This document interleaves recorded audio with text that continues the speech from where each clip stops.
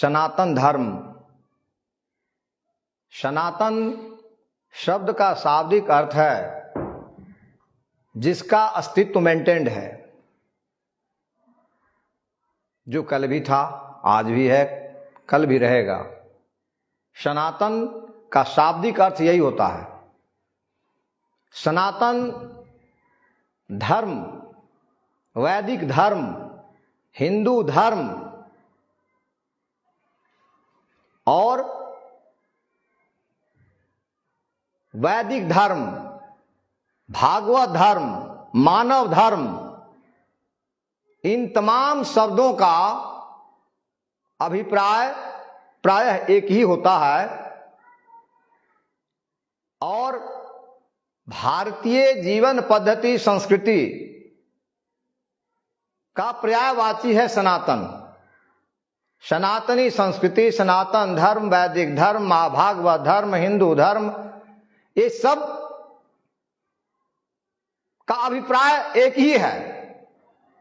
लेकिन आज भारतवर्ष में सनातन धर्म पर बहस छिड़ी हुई है और बहस करने वाले जो लोग हैं, तर्क देने वाले जो लोग हैं, सबों का अपना अपना व्यू पॉइंट है। व्यू पॉइंट का विभेद होना भी कोई आश्चर्य का विषय नहीं है। सनातन को समझने के लिए हम थोड़ा पीछे जाना चाहेंगे। सनातन धर्म संस्कृति के 5 संप्रदाय हुआ करते थे, जिसमें गानपत्य, शैवदेव, शाक्त, कोटि वैष्णव और सौर, ये 5 नाम जो भी धर्मशास्त्र पर चर्चा कर रहे हैं उनको जानकारी होनी चाहिए। और इन नामों के पीछे, इन संप्रदाय के पीछे का अभिप्राय यह है, जो गानपत्य है, जैसा नाम से स्पष्ट है, वो गणेश को पूजते हैं। जो शैव देव हैं उनके आराध्य देव शिव हैं। जो शाक्त हैं वो शक्ति की अधिष्ठात्री देवी की पूजा करते हैं। जो वैष्णव है वो विष्णु को अपने इष्ट के रूप में पूजते हैं और जो सौर हैं वो सूर्य देवता को अपना इष्ट देव मान करके आराधना करते हैं। कालक्रम में इन तमाम संप्रदायों के बीच भयंकर संघर्ष हुआ करता था। कोई अपने देवता को, अपने इष्ट देव को ज्यादा शक्तिशाली और ज्यादा महान साबित करते, तो कोई अपने को। तो जैसा कि सनातन के 5 संप्रदायों के बीच अपने देवता को, अपने इष्ट देव को महान बना करके उसकी सर्व शक्तिमान सत्ता, सर्व लोकप्रिय, सर्वप्रिय और सबसे बड़े देवता के रूप में स्थापित करने की कवायद हर संप्रदाय किया करता था, जिस कारण से विभिन्न संप्रदायों के बीच लंबा संघर्ष हुआ करता था और उसका स्वरूप विकृत हुआ करता था। फिर आया एक दौर कि जैसा कि सभी जानते हैं,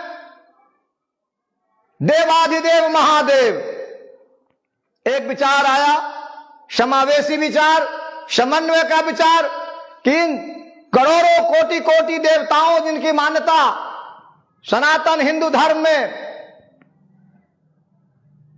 है, उन सबों के देवता हैं, महादेव हैं, महादेव भोले शंकर। इसलिए सब एक ओर चले, एक होकर के चले, एक को ही पूजे, उसी से सभी देवता खुश हो जाएंगे।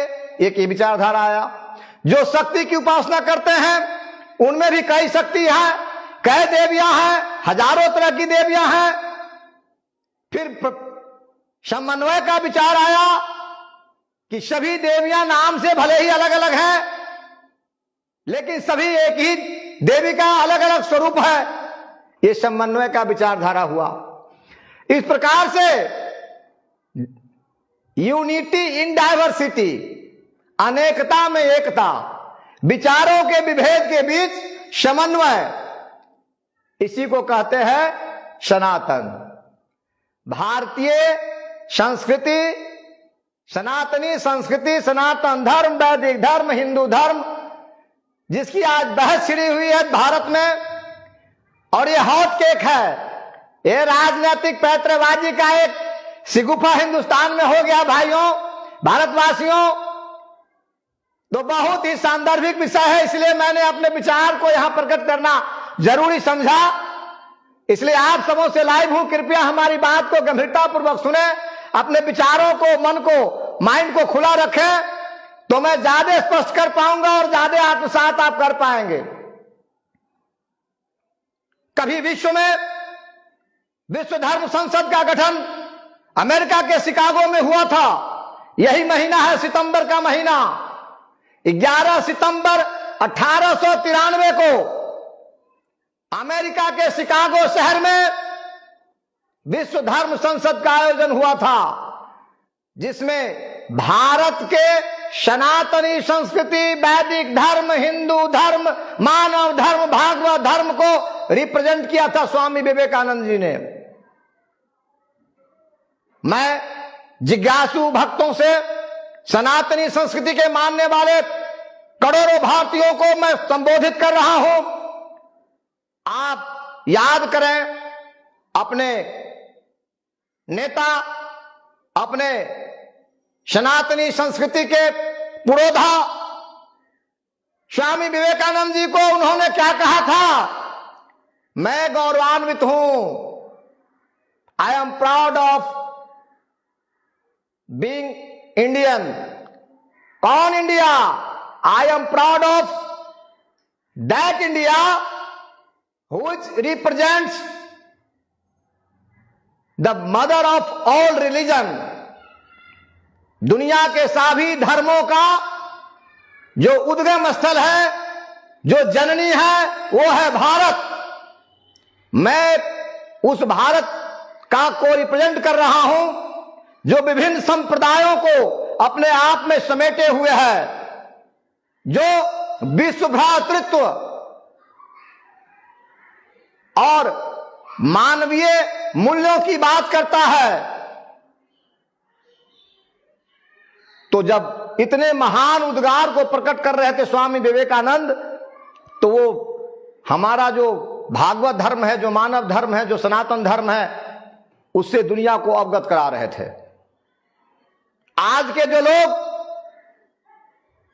सनातन धर्म, हिंदू धर्म, वैदिक धर्म को अपने अपने हिसाब से परिभाषित कर रहे हैं, जैसा कि मैं शुरुआत में कहा, डिफरेंसेज ऑफ व्यूज, विचारों में विभेद के बावजूद एक साथ चलने की जो परिपाटी है, एक साथ मिलकर रहने की जो परिपाटी है, उसी का नाम है सनातनी संस्कृति।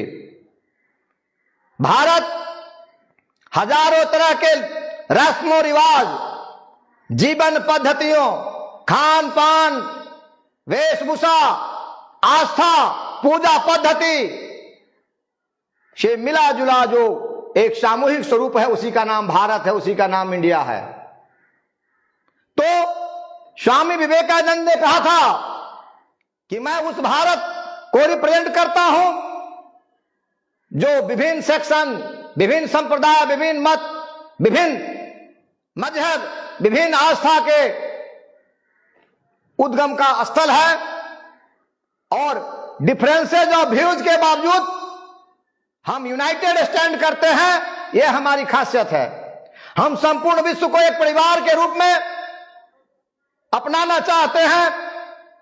पूरे विश्व को, एक मानव समाज को, पूरे विश्व के मानव समाज को एक परिवार के रूप में हम आलिंगन करके दुनिया को खुशहाल बनाना चाहते हैं। यही हमारा संदेश है भारत से। तालियों की गड़गड़ाहट से दुनिया ने स्वागत किया था स्वामी विवेकानंद द्वारा परिभाषित हमारी सनातनी संस्कृति और सनातन धर्म को। ये बात 11 सितंबर 1893 की है। लेकिन आज इस 21वीं सदी में भारत के सत्ता शीर्ष में जो बैठे लोग हैं वो सनातनी संस्कृति की अलग ही परिभाषा दे रहे हैं। उन लोगों ने फ्रेंचाइजी लिया है, ठेका लिया है। सनातनी संस्कृति, हिंदू धर्म, वैदिक धर्म, भागवत धर्म का ठेका लिया है और इसे यूं परिभाषित कर रहा है जैसे इस धर्म का उद्गम, इस धर्म का अनुसंधान, इस धर्म की खोज, इस धर्म की स्थापना उनके पिताजी ने किया है। जैसे उनकी पैतृक संपत्ति हो, जैसे उनकी विरासत हो, पैतृक विरासत हो, उनका खानदानी जायदाद हो, संपत्ति हो, और जिस रूप में जैसा चाहे उसका वो बेजा इस्तेमाल कर ले। हमारा वैदिक संस्कृति, हमारा सनातनी संस्कृति, हमारा सनातन धर्म परिभाषित होता है स्वामी विवेकानंद के द्वारा। हमारी जो महान गौरवान्वित मानव मूल्यों पर आधारित जो हमारी सनातनी संस्कृति है, जो हमारे विचारों में विभेद के बावजूद हमें साथ खड़ा होने की शिक्षा देता है, उसके पुरोधा थे कविवर रविन्द्रनाथ टैगोर जी, जिन्हें भारत में सबसे पहले नोबेल प्राइज मिला था। उन्होंने कहा था, दुनिया का कोई राष्ट्रवाद मानव मूल्य से बड़ा नहीं हो सकता। Nationalism should never Triumph over humanism. ये मानवता से बड़ा कोई राष्ट्र नहीं हो सकता है। आज भारत के सत्ता शीर्ष में जो लोग बैठे हुए हैं, उन्हें भारत के जो वंचित समाज है, जो कमजोर तबका है, जो विकास की दौड़ में पीछे छूट गए हैं, उनको बहलाना चाहिए, सहलाना चाहिए, उन्हें आश्वस्त करना चाहिए कि हम आपके लिए सत्ता शीर्ष में बने हैं। हम आप सबों को साथ में लेकर के देश को विकास की मुख्य धारा में ले चलने के लिए उद्धत हैं, संकल्पित हैं। इंसान का जो क्रय शक्ति है, इंसान के जो जीवन स्तर है, शिक्षा, स्वास्थ्य, सड़क, सिंचाई, बिजली जैसी जो बुनियादी सुविधाएं हैं, आज इस देश में नदारद है। शिक्षा, स्वास्थ्य की स्थिति इतनी भयावह इस देश में है कि हम अफ्रीका के जो बहुत पिछड़े देश हैं उनसे भी गए गुजरे हैं। हमारे देश में आज भी बहुतेरे हिस्सों में इंसान भोजन के लिए त्राही मांग कर रहा है। लैंड ऑर्डर, एक सभ्य मानव समाज में एक सिस्टम डेवलप होना चाहिए। मैं दुनिया के कई देशों में गया हूं। मैं सिंगापुर चंगी एयरपोर्ट पर जब उतरता हूं 90 में, तो शौचालय यूज करने के बाद फ्लश दबाना भूल गया, उसका जुर्माना भरा हूं। मेरे साथी कागज का टुकड़ा जो भूजा खा करके सड़क के किनारे फेंक देते, उसका जुर्माना भरा हूं। थूकने से पहले सोचना पड़ता है। एशिया महादेश का ही एक देश तो है, हमसे बाद में आजाद हुआ सिंगापुर, वहां भी अंग्रेजी हुकूमत थी। जब वहां पेशाब करने के बाद फ्लश दबाने पर जुर्माना है,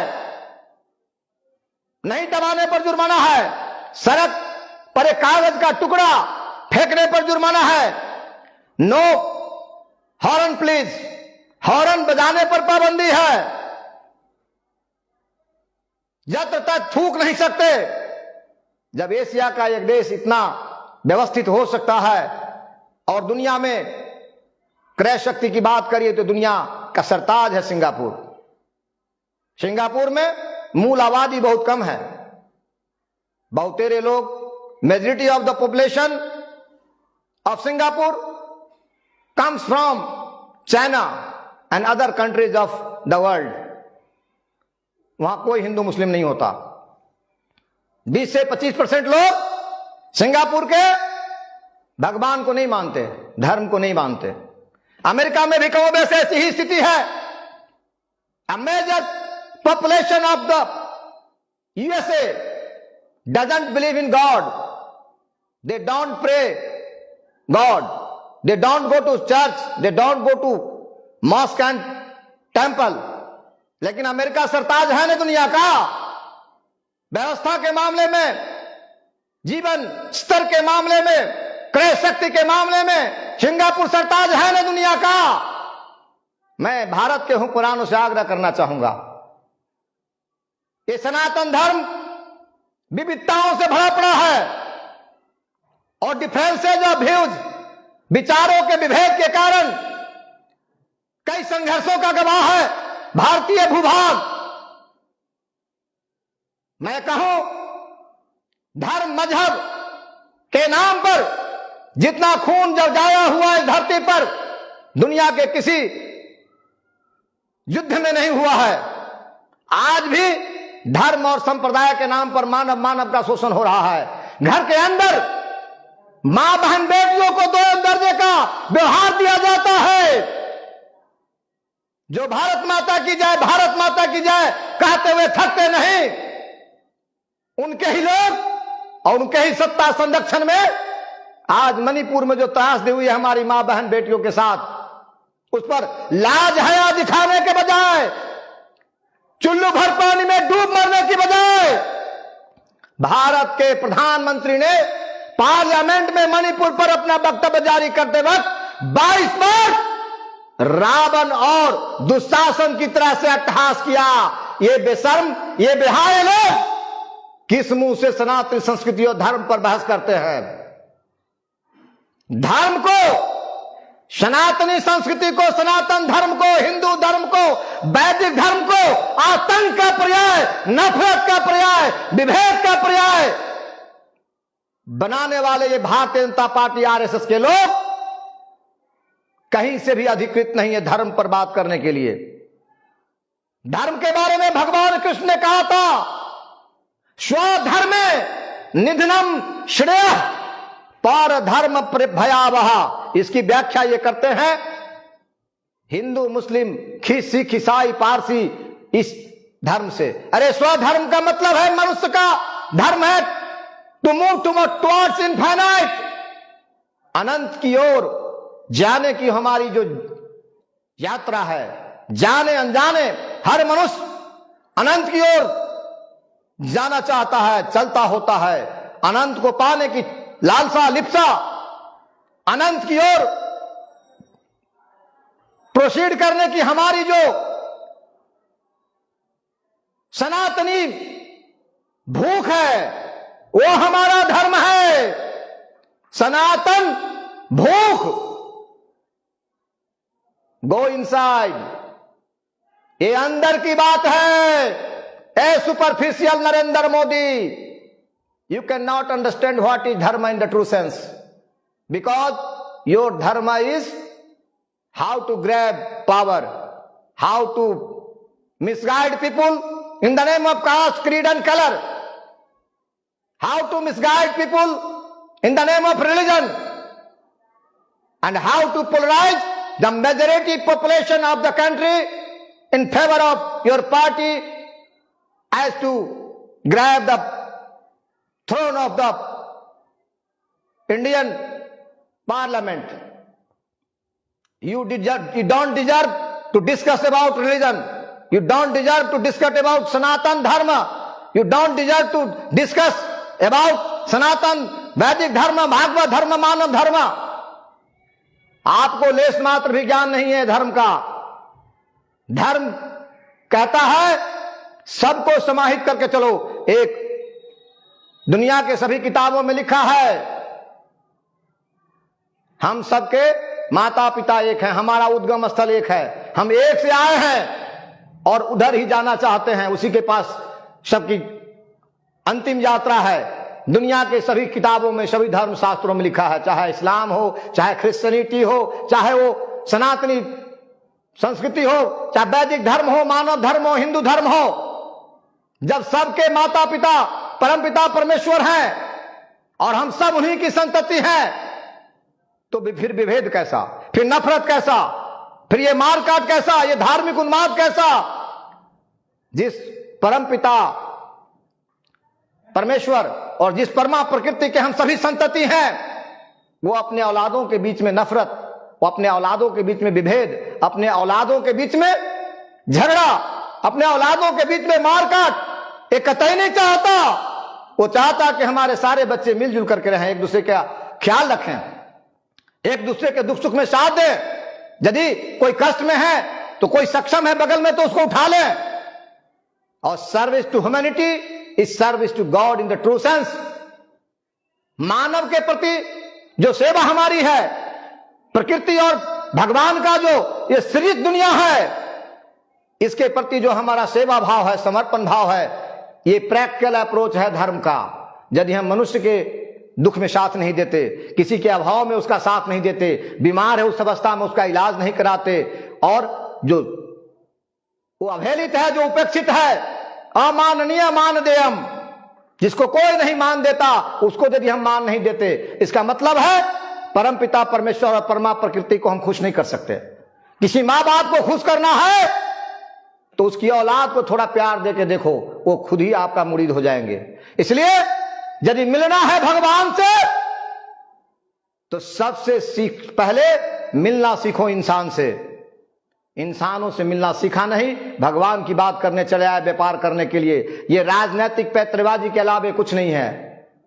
मैं भारतीय जनमानस से अपील करना चाहूंगा कि अपनी सनातनी संस्कृति को पहचानो। हमारे परिवार में कोई मीठा खाना पसंद करता है, कोई कड़वा खाना पसंद करता है, कोई छोटा कपड़ा पसंद करता है, कोई लंबा पहनना पसंद करता है। मनुष्य का जीवन शैली, खान पान, रहन सहन, वेशभूषा, आस्था की पद्धति, जैसा मैंने पहले कहा, सनातन धर्म में 5 संप्रदाय, गानपत, शिवदेव, शैवदेव, शाक्त, शौर और वैष्णव, ये 5 जो संप्रदाय हैं सनातन के, इन सबके देवता अलग अलग हैं, सबके इष्ट देव अलग अलग हैं, और सब अपने इष्ट देव को बड़ा और महान साबित करने की कोशिश करते हैं सारे संप्रदाय। कोई कहेगा पूरब पवित्र है, कोई कहेगा पश्चिम पवित्र है, कोई कहेगा उत्तर पवित्र है, कोई कहेगा दक्षिण पवित्र है। इसका मतलब क्या हुआ? जैसे ही विचारों का विभेद होगा, संघर्ष शुरू होगा। तो सनातनी संस्कृति हमारी जो है वो बहुआयामी है, बहुत तरह के वैचारिक विभेदों से भरा पड़ा है, लेकिन यूनिटी इन डाइवर्सिटी, विचारों में विभेद के बावजूद हम एक दूसरे के प्रति सहज रूप से व्यवहार करें और एक दूसरे को समझने की कोशिश करें, एक दूसरे के मनोभाव को समझें, किसी को तुच्छ और नीचा दिखाने का कोशिश ना करें। यदि हम एक दूसरे को समझ करके और समन्वय बना के चलेंगे तो हमारा देश और समाज उन्नत होगा। और यदि सनातनी संस्कृति में जो हजारों लाखों वर्ष की हमारी जो जीवन पद्धति है, हमारे माननीय सुप्रीम कोर्ट ने परिभाषित करते हुए सनातन धर्म को, हिंदू धर्म को कहा है कि यह एक जीवन पद्धति है, इसे धर्म का नाम देना मुनासिब नहीं होगा। ये हजारों वर्ष, लाखों वर्ष के दरमियान जो प्रैक्टिकल वे में हम जो जीते आए हैं, उसी जीवन पद्धति का नाम है सनातन। तो unity in diversity is the speciality of India. और यही भाषा और यही परिभाषा 11 सितंबर 1893 में स्वामी विवेकानंद ने विश्व धर्म संसद में शिकागो में जाके दिया था, जिस कारण से भारत का जय जयकार हुआ था और सारी दुनिया भारतीय विचारधारा और भारतीय संस्कृति, सनातनी संस्कृति का मुरीद हो गया था। इसलिए स्वामी विवेकानंद हमारा आइडियल है। स्वामी विवेकानंद सनातनी संस्कृति और सनातन धर्म का प्रतिनिधित्व करता है। जो भारत के सत्ता शीर्ष में आज बैठे हुए हैं, वो हमारा प्रतिनिधित्व नहीं करते, वो सनातनी संस्कृति के प्रतिनिधि नहीं है। उन्होंने मैनिपुलेटेड ढंग से तोड़ मड़ोड़ करके सनातनी संस्कृति और सनातन धर्म को राजनैतिक इस्तेमाल किया है।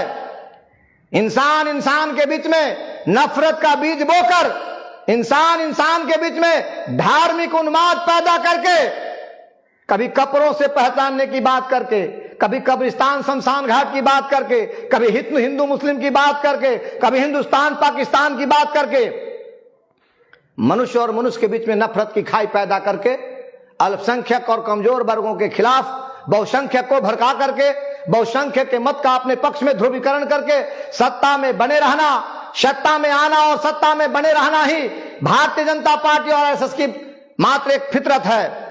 उन्हें धर्म और संस्कृति से कोई नहीं लेना देना। यदि भारत माता की जय बोलते हो तो ये मणिपुर में जिन माताओं के साथ दरिंदगी हुई है वो कौन है? तुम्हारे नेता लोग, चाहे तुम्हारे कौन सरन सिंह है जो हमारी महिला खिलाड़ियों, महिला पहलवानों का यौन शोषण किया सरेआम, जिसे तुम सरेआम बचा रहे हो। तुम्हारा चिन्मयानंद कौन है? तुम्हारा कुलदीप सेंगर कौन है? ये राम रहीम जैसे बलात्कारी को तुम्हारी हरियाणा की सरकार पैरोल पर छुटवाती है। जब कोर्ट उसे कन्विक्शन करता है तो तुम्हारे मंत्री कोर्ट को धमकी देते हैं कि राम रहीम को यदि कड़ी सजा दी गई तो उसका परिणाम न्यायालय को भुगतना पड़ेगा और सड़कों को रक्त रंजित कर दिया जाता है। तो ये राम के नाम पर, रहीम के नाम पर, कभी आसाराम के नाम पर, कभी तमाशाराम के नाम पर, कभी चिन्मयानंद के नाम पर, कभी कुलदीप सेंगर के नाम पर, कभी ये सरन सिंह के नाम पर हमारी मां बहनों की इज्जतों की धज्जियां उड़ाने वाले, तुम धर्म की बात कैसे कर सकते हो? भारत माता की जय की बात कैसे कर सकते हो? सनातन में शाक्त जो है वो देवी की पूजा करता है, शक्ति की पूजा करता है।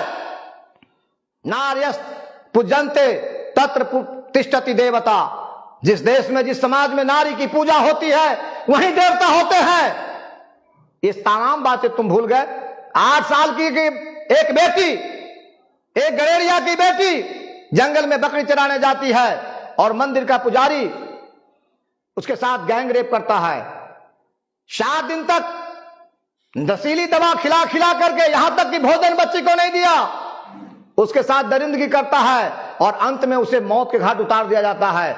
उसे खोजने के लिए जो पुलिस इंस्पेक्टर डिप्लॉयड होते हैं, जब बच्ची की गला दबाकर हत्या की जाती है एक पुल के नीचे, तो वहां पहुंचता है वो और कहता है कि इसका गला दबाने से पहले एक बार मुझे बलात्कार कर लेने दो। ये तुम्हारा सनातन है, यही तुम्हारा धर्म है। और उसकी हत्या के बाद उस बलात्कारी मंदिर के जो पुजारी हैं, उस 8 साल की बेटी आसिफा के बलात्कारी जो पुजारी हैं और अन्य जो बलात्कारी हैं, उसके बचाव में भारतीय जनता पार्टी और आरएसएस के जो शीर्ष नेता हैं जम्मू कश्मीर में तिरंगा यात्रा निकालते हैं। ये तुम्हारा राष्ट्रवाद है, ये तुम्हारा मानवतावाद है, ये तुम्हारा सनातन धर्म है। यूएनए के जो जनरल सेक्रेटरी है उन्होंने कड़ी प्रतिक्रिया दी थी कि यदि भारत ये भारत है तो ये मानवता के नाम पर कलंक है। अभी रात जब मणिपुर हमारा जल रहा है, जब हजारों आधुनिक हथियार, लाखों गोलियां लूट ली गई, एक सेना की पत्नी जिसने कारगिल में देश के लिए लड़ाई लड़ा, जिसने श्रीलंका में देश के स्वाभिमान के लिए शांति सेना में जाकर के लड़ाई लड़ा, उसकी पत्नी के साथ दरिंदगी होती है और उसकी पत्नी पुलिस की गाड़ी में, एन बीरेंद्र सिंह जो मुख्यमंत्री वहां के हैं मणिपुर के, उनकी जो स्टेट पुलिस है उसकी गाड़ी में जाके महिलाएं बैठ जाती है सुरक्षा के लिए, और जो बलवाई है, जो उपद्रवी है, उस पुलिस की गाड़ी से खींच करके उनको नंगा सरेआम घुमाता है, उनके गुप्तांगों को छेड़ता है और सरेआम सैकड़ों लोग उसके साथ बलात्कार करते हैं। बचाव में जो पुरुष आते हैं उनकी हत्या कर देते हैं और इंटरनेट को बैन करके हमारे प्रधानमंत्री चले जाते हैं विदेश के सैर सपाटे पर। जब यूएसए जाते हैं पार्लियामेंट में तो वहां के 75 सांसदों ने लिखित रूप से इनको कंप्लेन किया कि आपके देश में जो कमजोर वर्ग है, दलित है, जो जनजाति है, जो अल्पसंख्यक है, वो सुरक्षित नहीं है। तो कहते हैं जिस देश में मानव मूल्य सुरक्षित नहीं है, जहां ह्यूमैनिटी सिक्योर नहीं है, वहां डेमोक्रेसी नहीं है।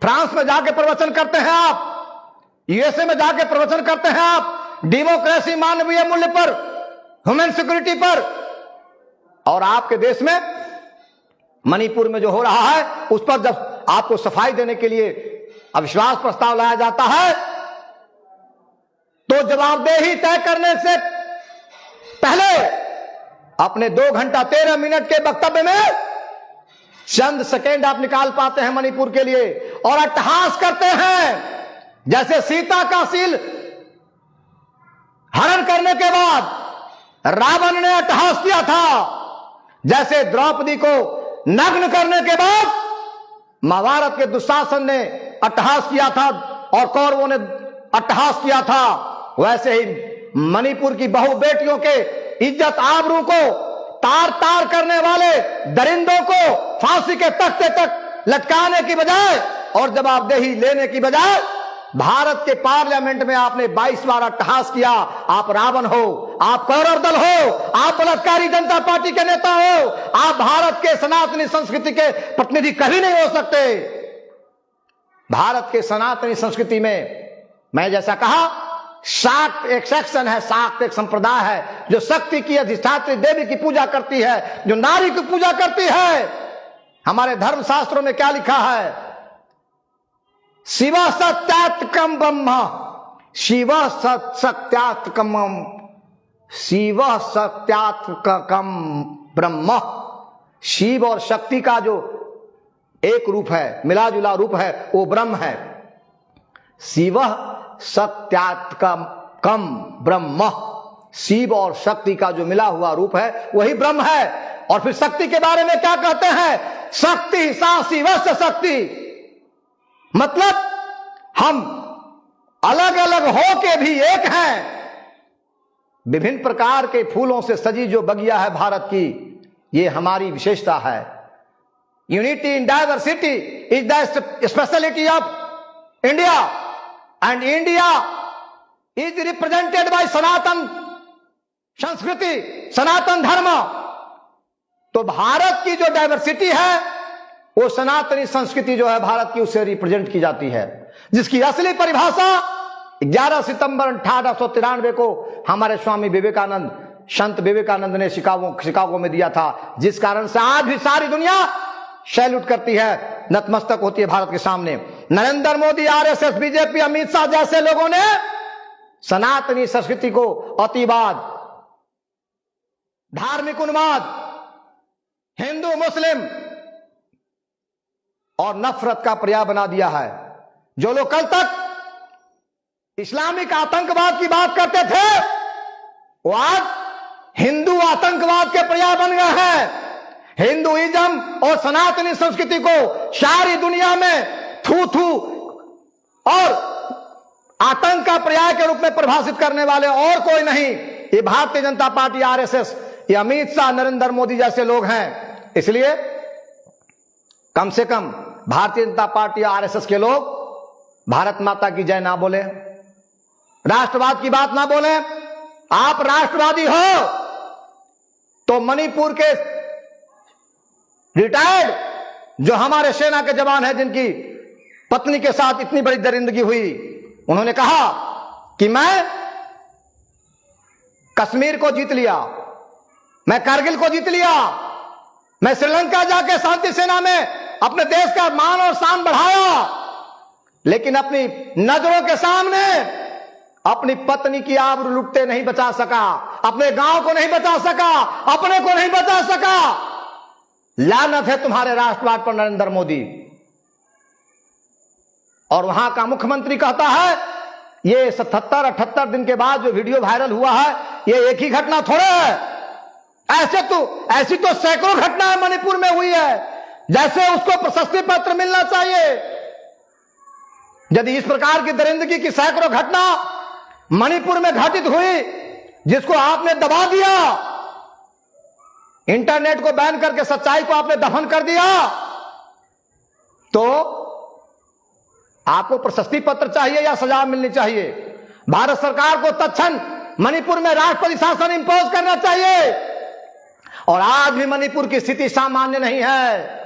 यदि आज सेंट्रल फोर्स मणिपुर से हट जाए तो स्टेट पुलिस आज भी जनजातियों के साथ जाति करने के लिए अधिकृत है। वहां के स्टेट गवर्नमेंट जो 53% मैतेई ब्राह्मण समुदाय है, वो मैतेई ब्राह्मण समुदाय से मैक्सिमम लोग स्टेट पुलिस में हैं। जो वहां के जो कुकी और नागा जनजातियां, 36 जनजातियां वहां जो कमजोर तबके से आती है, जिनकी संख्या कम है, जो पहाड़ी क्षेत्रों में रहती है, उन पर जुल्म ढाना अपना अधिकार समझती है वहां की मणिपुर की पुलिस। और वो जो मैतेई बहुसंख्यक समाज है उसको संरक्षण देती है वहां के जनजाति समाज को दबाने के लिए। इसलिए बहुत सारा वीडियो वायरल हुआ है वहां से, जब असम राइफल्स के जवानों को लौटाया जा रहा था, वहां से हटाया जा रहा था, तो लोगों ने कहा कि असम राइफल्स के जवानों को न लौटाया जाए, यदि ये चले जाएंगे तो हमारा कोई नहीं होगा। वहां के असम राइफल्स जो सेंट्रल फोर्स है उस पर स्टेट पुलिस मुकदमा करती है, जब वो सेफ गार्ड करते हैं जनजातियों को। और ये सब होता है सेंट्रल गवर्नमेंट की देखरेख में, यह सब होता है स्टेट गवर्नमेंट मणिपुर की देखरेख में। इसलिए जिसके रहते हुए चाइना इस देश में इंटरप्ट कर गया, जिसके रहते हुए मणिपुर में हमारी बहु बेटियों के साथ दरिंदगी हो रही है, गृह युद्ध का आलम है। और कमोबेश पूरे देश में अंदर अंदर नफरत की आंधी चल रही है, गृह युद्ध की बयार बह रही है। हमारा देश गृह युद्ध के मुहाने पर है। कमोबेश जर्मनी का यही हालात था, जब जर्मनी में हिटलर का 13 वर्षों का शासन हुआ करता था। अपने सत्ता में आने के लिए और सत्ता में बने रहने के लिए 13 वर्षों के दरमियान हिटलर ने भी नाजी और यहूदी के नाम पर, जैसा हिंदू मुस्लिम का आज शिगुफा हिंदुस्तान में बीजेपी आरएसएस के लोग नरेंद्र मोदी अमित शाह फैलाते हैं, ऐसे ही नाजी और यहूदी के नाम पर जर्मनी में भी नफरत की बीज बोई गई थी हिटलर के द्वारा। उस नफरत की आंधी में 13 वर्षों तक सत्ता में कायम रहा हिटलर जैसा आतताई अतिवादी, उसकी कीमत जर्मनी को चुकानी पड़ी। तब भी जर्मनी विकसित राष्ट्र हुआ करता था, लेकिन सारी दुनिया का दुश्मन जब बन बैठा जर्मनी, और गृह युद्ध का आलम जर्मनी में हो गई, जब देश से और बाहर से कहीं से भी सुरक्षित नहीं था देश, और हिटलर भी अपने आप को अनसेफ फील करना शुरू किया, तो उसको आत्महत्या कर लेनी पड़ी थी। तो जर्मनी में हिटलर बहुत लोकप्रिय था जब तक हिटलर ने जर्मनी को बर्बाद नहीं कर दिया। वैसे ही आज जो अतिवादी विचारधारा के भारतीय जनमानस के लोग हैं, जो भारतीय लोग जो अतिवादी विचारधारा के हैं, वो सपोर्ट करते हैं नरेंद्र मोदी को। तब तक आप उनकी मदद करेंगे, तब तक आप उसको सपोर्ट करेंगे जब तक आपका हिंदुस्तान टोटली बर्बाद न हो जाए। अमेरिका में भारतीय लोग कितने रहते हैं? अमेरिका में कितने भारतीय ग्रीन कार्ड होल्डर्स हैं? कनाडा में कितने लोग हैं? मिडिल ईस्ट में कितने लोग हैं जो आजीविका कमाते हैं? यदि आप हिंदू और मुस्लिम के नाम पर जो कमजोर लोग हैं, जो अल्पसंख्यक लोग हैं, जिनकी तादाद यहां कम है, बहुसंख्यक समाज के लोग, उनके साथ आप जाति करेंगे, तो उन देशों से क्या होगा? आपके जो लोग हैं जो भारत में रोजी नहीं पाने के कारण से विदेशों में जाकर रोजी कमा रहे हैं, अरबों डॉलर भारत में आता है मिडिल ईस्ट से, यूएसए से और दुनिया के अन्य देशों से, कनाडा से। यदि आप अतिवाद की भट्टी में देश को जलाएंगे, जब मुस्लिम, क्रिश्चियन और सिख जो कमजोर तबका है, जो अल्पसंख्यक तबका है हिंदुस्तान का, उसको आप टारगेट करेंगे, जैसा कि आप देखे हैं 2022 में जब से बीजेपी की सरकार बनी है, मणिपुर में सैकड़ों चर्च को तबाह कर दिया गया, सैकड़ों चर्च को आग लगा दिया गया। और उस आंधी में सत्ता में बने रहना चाहते हैं वहां के जो मुख्यमंत्री हैं सो। तो यदि आप क्रिश्चियन को मारेंगे, यदि आप बुद्धिस्ट को मारेंगे, यदि आप सिख को मारेंगे, यदि आप मुसलमान को मारेंगे हिंदुस्तान में, तो भारत से बाहर आपके साथ ऐसा ही व्यवहार होगा।